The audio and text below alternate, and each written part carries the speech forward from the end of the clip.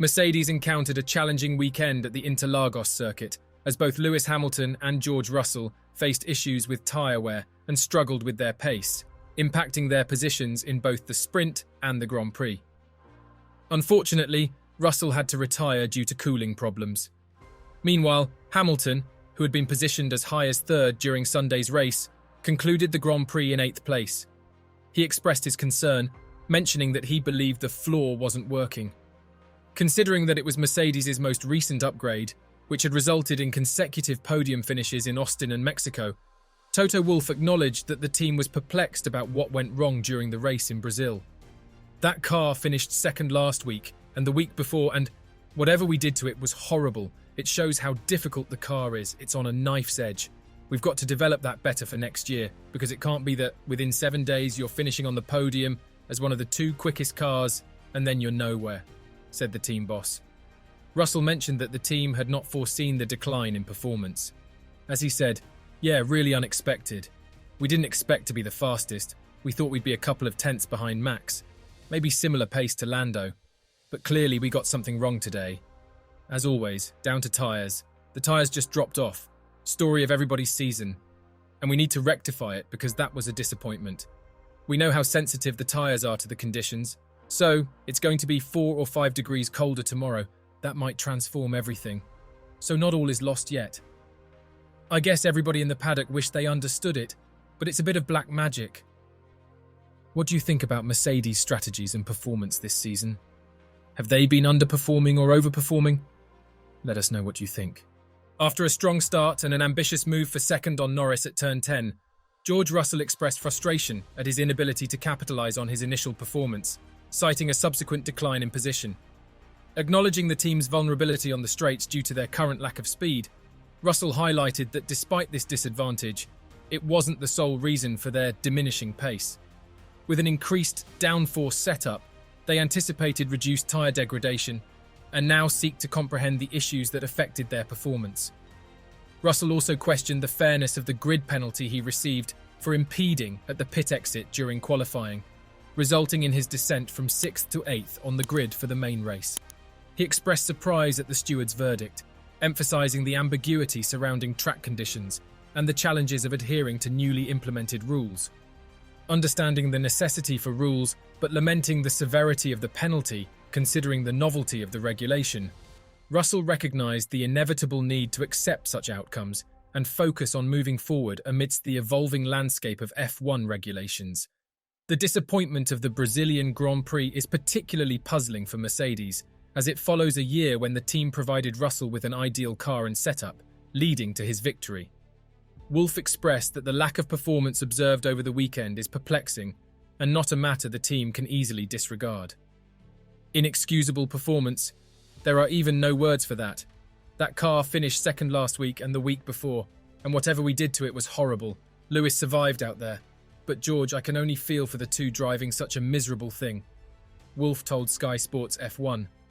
The decision related to their wing configuration after FP1, influenced by sprint weekend regulations, became a concern for Mercedes' tyre management during the race. While acknowledging straight-line speed as a factor, Wolff emphasised the primary issue lay in their inability to navigate corners effectively with the required pace, leading to excessive tyre wear within a few laps. The performance disparity on sprint race weekends and unexpected handling problems were evident. Wolff depicted the struggles by likening the car's behaviour to one operating on 3 wheels instead of the intended 4. Regarding Russell's retirement, Wolff revealed it was attributed to power unit issues, specifically surpassing cooling metrics. As it was the last race for that power unit, Wolff expressed uncertainty about the possibility of finishing within the points, leaving the outcome in question. The insights shed light on the multifaceted difficulties faced by Mercedes during the race, emphasising the various technical and performance-related challenges that impacted their overall performance. What could have caused Mercedes to struggle so much in this particular race compared to their recent successes? Let us know what you think. Mercedes seemed to be making genuine progress throughout 2023 after discarding their problematic zero-pod concept from 2022. The decision to restructure their technical team, placing James Allison, a key figure from their dominant years, back in charge of daily W14 development, appeared to yield positive outcomes throughout this season. The significant progress even prompted Mike Elliott, who began the year as their technical director, to step down from his position as chief technical officer just days before the Brazilian race.